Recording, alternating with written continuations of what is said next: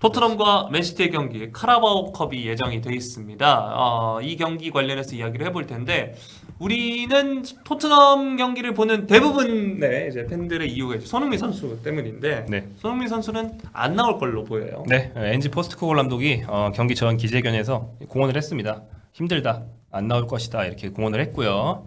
예, 손흥민 선수의 상태를 또 이제 간단하게 한번 돌아보면 A 매치데이 전에 지난달 중순에 이제 경기 중에 주저앉아가지고 좀 바꿔달라 이렇게 한 다음에 그때 햄스트링 부상으로 판명이 됐어요. 네. 그래서 A 매치 기간까지 쭉 쉬고 돌아왔죠. 그래서 약 25일 동안 쉬었기 때문에 충분히 나았을 거라고 생각을 했고 돌아온 직후 첫 경기였던 웨스트햄전에서 뭐 호나우두급의 헛다리 짚고 골 넣고 자책골도 하고 엄청난 활약을 했는데 그날 막판에 빠졌어요. 네. 빠질 때만 해도 뭐 복귀 첫 경기니까 그쵸. 이렇게 생각을 했는데 알고 보니까 좀 불편했던 거죠. 그래서 그 뒤에 손흥민 선수가 이번에는 뭐 보도에 나오는 부위는 햄스트링이 아니고 허벅지긴 합니다.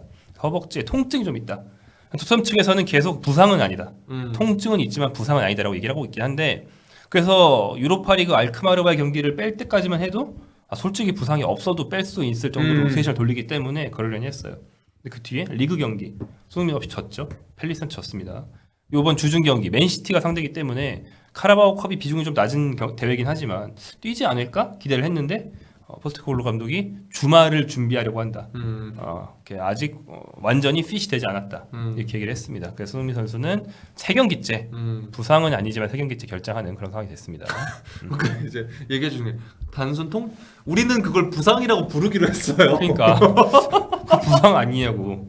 우리는 통증 때문에 경기에 안 나오는 것을 부상이라고 부르기로 했어요. 네, 그러니까 그거잖아요. 네, 네. 네. 경미한 부상이죠. 말하자면 네. 그런 상황입니다. 네. 근데 이제 지금 주말 경기가 진짜 중요해서 아끼는 게 좀 이해는 된다. 이런 건 뭐냐면 맨시티와의 경기는 물론 이기고 싶겠고 단판 승부지만 아무튼 카라바오컵인데 다가오는 주말 경기가 11월 3일 오후 11시인데 빌라와의 경기입니다. 중요하죠. 지난 시즌 토트넘이 초반에 2위에 있다가 야금야금 떨어졌고 빌라는 야금야금 올라와서 결국에는 빌라한테 챔피언스 출전권을 빼앗기지 않았습니까? 그리고 빌라 챔피언스리그 1위입니다 지금. 네, 지금 3점 전승. 네. 네, 빌라가 그래서 그 토트넘 팬들은 이제 사실은 토트넘이 나갔다고 해도 그 정도까지 못하겠지만 사실 좀 아전인수적인 해석이 있잖아요. 아마 토트넘 내부 인사, 보드는 이런 생각하고 있을 거예요. 지난 시즌 성적만 봐도 우리가 빌라랑 동급인데 우리도 지금 챔스 1위 하고 있을 수도 있는데 누군가 이런 생각할 거예요. 원래 자기 팔은 안으로 굽는 그런 생각이 있으니까. 아무튼 이래서 빌라와의 경기는 꼭 잡아야 하는 경기라 아니할 수 없는 그런 상황인데 현재 프리미어리그 순위에서 토트넘 9위, 빌라는 지난 시즌 똑같습니다. 4위, 승점 차가 5점. 있기 때문에 이번 경기 잡으면 확 줄어들거든요. 근데 지면 확 늘어나죠. 10개를 넘어갑니다. 승점차가. 그렇기 때문에 아마 빌라전에 풀 전력을 못 쓰는 어떠한 리스크는 감수하고 싶지 않았을 것이다. 이런 게 이제 토트넘 입장이라 짐작할 수 있죠. 네. 자, 사실 그 맨시티에서는 손흥민 선수를 유달리 겁내합니다. 사실 그 지난 주말에 있었던 크리스탈 팰리스도 유달리 손흥민 선수를 겁내하거든요. 네네. 크리스탈 팰리스를 상대로 뭐 지난 시즌에 2경기 모두 골을 넣고 손흥민 선수의 데뷔골도 크리스탈 팰리스 전에 나왔고 이랬는데 이제 그 크리스탈 팰리스 전에 손흥민 선수가 안 나오면서 뭐 아주 직접적인 원인이 되진 않았겠지만 어쨌든 패배를 했고 손흥민 선수가 또 맨시티 그 가르디올라 감독을 여러 번 좌절시키긴 했는데 근데 어쨌든 이번에도 손흥민 선수가 없을 것 같아요. 네. 그러니까 말씀하신 것처럼 과르디올라 상대로 또 시티 상대로 손흥민이 굉장히 강했던 게 맞고 물론 손흥민은 득점왕 출신에 골을 원체 많이 넣은 선수이기 때문에 누굴 만나도 맞아요. 어느 강한 감독을 뭐 클럽 상대로도 그랬고요. 네, 좋은 기억들이 정말 많긴 해요. 하지만 시티는 지난 시즌까지 그러니까 포스트코글로 감독 오기 전까지는 토트넘 상대로 굉장히 좀 고전하고 있었고 특히 이 시기가 이제 토트넘이 별로 좋지 않았던 시기가 껴 있음에도 불구하고 뭐 누누 산투가 감독인데 진다든지 뭐 이런 거 있었잖아요. 그때도 손흥민이 네. 있고 그런 식으로 이제 토트넘이 라인을 내리면 시티는 올리고 토트넘이 뒷공만 딱 한 번 파면은 뭐 당시 케인이 롱패스 한 번 하면 손흥민이 한 골 넣고 뭐 이런 게 많이 있었고 그래서 현재 경기장 토트넘 호스퍼 스타디움이 개장한 뒤에 요 구장에서는 시티를 상대로 토트넘이 완전 절대 강세였단 말이에요. 그렇죠. 그래서 과르디올라도 음. 토트넘 홈에서 이기는 게 소원이다. 예, 네. 그랬을 정도로. 진짜 무슨 트래블 이후에 남은 마지막 서브 퀘스트 같은 거였어요. 그런 구장이 없단 말이에요. 근데 지난 시즌에 하필 아시안컵 때 아이고. FA컵 32강에서 붙었는데 손흥민 없는 토트넘이 사실 전 반반이었거든요. 반반이라기보다는 좀 불안하긴 했어요. 손흥민 없어. 그 다음에 그동안 맨시티 상대로 손흥민이 활약해서 이겼을 때 공식인 라인 내리고 이제 뒷공간을 판다를 포스트콜럼 하지 않죠. 맞불을 놓잖아요. 쎄한데 지더라고요. 0대1로 졌거든요. 그래서 홈 절대 강세는 이미 깨졌어요. 하지만 그건 이제 무패 기록이 깨졌다는 거고 여전히 1패일 뿐 그 앞에 모든 경기는 무패였기 때문에 여전히 뭐 상대 전적 토트넘 홈에서의 요 구장의 상대 전적을 보면 토트넘이 앞서긴 하거든요. 손흥민이 있었으면은 다시 되살릴 수 있을 거라는 희망이 있지만 현 상황 조금 뭐 전혀 긍정적으로 보기 힘들다 이런 상황이 되었죠. 네. 맨시티를 상대로 라인을 올리는 거 보면 거의 판금되네요. 뭐 항우의 배수혜진처럼 네, 뒤는 강이다. 죽기 싫으면 응전하라. 그러다 삼천궁녀 되는 거거든요. 네. 네. 아무튼 그래서 손흥민 선수 자리에 그럼 누구 나오냐 이야기를 많이 궁금해하실 것 같은데 크리스탈 팰리스 전엔 마이키 무어 이전에 알크마르전에도 마이키 무어가 나왔습니다. 네. 근데 뭐 알크마르전에서는 괜찮았는데 크리스탈 팰리스전에서 좀 아쉬웠거든요. 그렇죠. 네. 그래서 그러면 뭐 마이키 무어 다시 믿어주냐 아니면 그 지금 왜 그 이름을 말하기 전에 허드슨부터 지으시죠?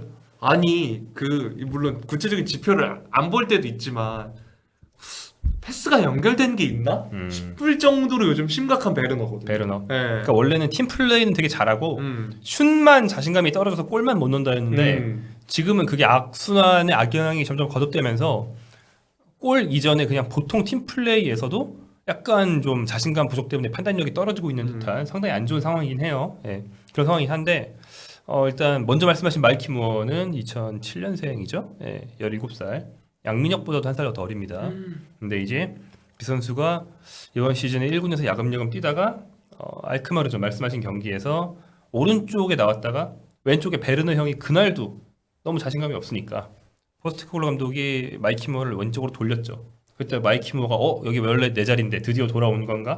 이러면서 갑자기 돌파를 미친 듯이 해가지고 경기 끝나고 이제 메디슨이 그런 말을 했죠. 이거 네이마르 아니에요? 이런 말을 했습니다. 예. 맞잖아요. 정확히. 와 갑자기. 그 우리 팀 왼쪽 측면에 네이마르가 있는 줄 알았다. 이 말을 한 거죠. 근데 이제 그 상승세를 팰리스전에서는 이어가질 못했습니다. 예, 팰리스와의 경기에서는 왼쪽 선발로 써봤는데 뭐 그게 안 나왔어요.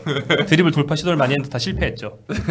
그래가지고 마이키 무어도 겨우 한 경기도 아니고 한 15분 반짝한 그런 패기 아니면 자신감이 떨어진 베르너 어떻게 해야 되나 좀 애매한 상황이 되었고 이럴 때 오도베르라도 있으면 좋지만 하필 오도베르가 손흥민과 같이 부상입니다. 네. 그래서 사실은 지난번 경기에서도 팰리스전에서 지고 있을 때 4-4-2로 전환하면서 히샬리송을 넣고 히샬리송과 그 솔랑케를 약간 트윈타워처럼 쓴 대목이 있었는데 고육지책인 것 같아요. 맞아요. 그래 보였어요. 왼쪽 측면 공격이 네. 하도 안 사니까 그러면은 왼쪽 측면 공격 말고 왼쪽 측면에서 팀 플레이나 하고 스트라이커를 늘려보자 이런 거였던 것 같아요.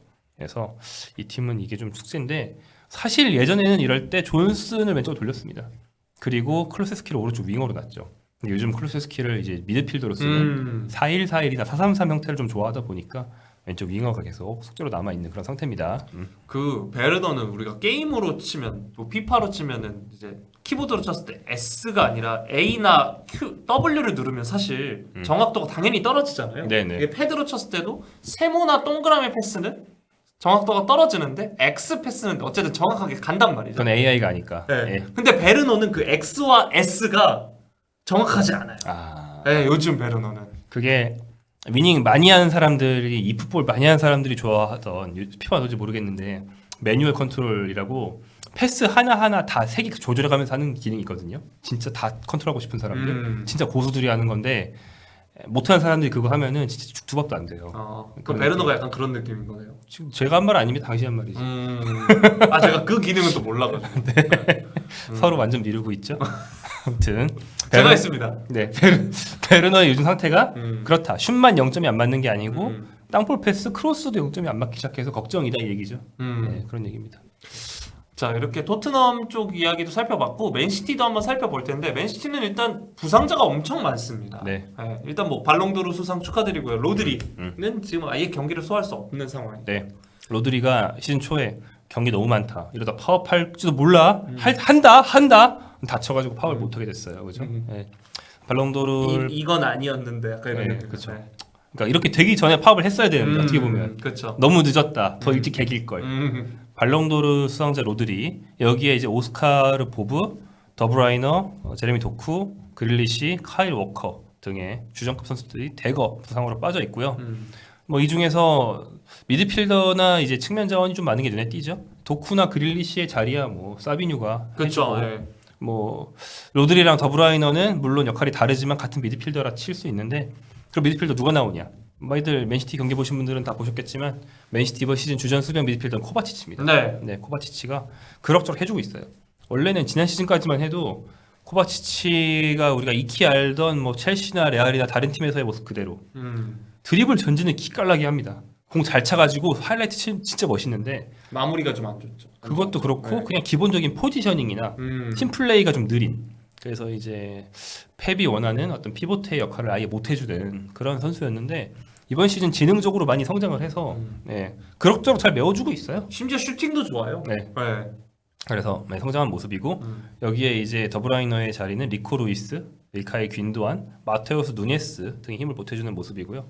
누네스 역시 이 팀으로 넘어온 뒤에 초기에는 원래는 공도 잘 차고 하니까 영입한 건데 근데 팀에서 원하는 경기 템포를 못 살려주고 판단이 느리고 이런 단점들이 있었죠. 그래도 요즘에는 많이 개선된 그런 모습이라 어떻게 보면 좀 부상자들이 나오니까 오히려 기존 선수들이 그러니까 기존에 있었는데 후보인 선수들이 많이 뛰니까 경험치를 먹고 경기력이 좀 올라오는 모습이라고 볼 수 있겠죠. 그래서 맨시티는 물론 1군의 완전한 전력 아닙니다.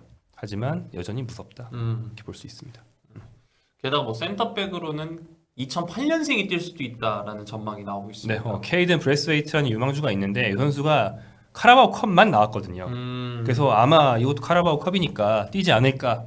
만약에 뛰게 한다면 그 카라바오 컵인데 상대가 뭐 약한 상대가 토트넘인데 만약에 펩이 내보낸다면 상당한 뚝심이죠. 네, 그런 전망이 있고 이 선수가 나올 거라고 전망하는 매체들이 있긴 해요. 하지만 뭐 그래도 토트넘인데 솔랑케 히실리송 막으려면 1군 수비수가 필요하다. 그러면 뭐 체력이고 뭐고 1군 수비수 쓰겠죠. 그 기로에 있습니다. 저 동명의 선수가 에버튼에도 있지 않나요? 제러드 브레스웨이트요? 네. 예. 스펠링이 좀 다른가? 그럴 겁니다. 네, 제러드 브레스웨이트 센터백이죠. 그 선수가 저거죠. 잉글랜드 대표. 예, 제가 지금 막판에 떨어졌잖아요. 네, 이 풋볼에서 쓰고 있습니다. 카드가 이렇게 공짜로 나와가지고. 자, 이렇게 해서 얘기해봤고 또 우리 팬분들은 양민혁 빨리 가야 된다라는 이야기를 하고 계십니다. 할만한데? 네. 이런 생각들 하시는 그쵸? 거죠. 예. 야 베르너랑 막 다들 하는 거 보니까 할만하겠다 약간 그런 거죠. 근데 이제 양민혁 선수는 왼쪽 오른쪽 다 되긴 하는데 오른쪽이 조금 더 편하지 않나 이런 생각은 있어서 그리고 스타일도 어떻게 보면 존슨이랑 좀 비슷한 면도 있고 요즘 존슨은 조금 힘들죠. 네, 그래서 왼쪽이면 더 좋을 낀데 그런 생각이 좀 들긴 합니다. 양민혁이 전형적으로 흑백유리색 흑 아닌가요? 예. 저기 백인 줄 알고 갔더니 뭐야? 약간 이런 느낌인 거죠. 네. 맞습니다. 예. 근데 여기서 흑이지만 결국에는 흑백요리사 우승을 흑이 했잖아요. 그렇죠. 네. 그런 것처럼 뭐 다 경쟁에서 이길 수 있을지 뭐 미슐랭 올스타 떨어뜨릴 수 있을지 뭐 내년 1월이 되면 알 수 있을 것 같습니다. 여기까지 토트넘과 맨시티의 경기 프리뷰 살펴봤습니다.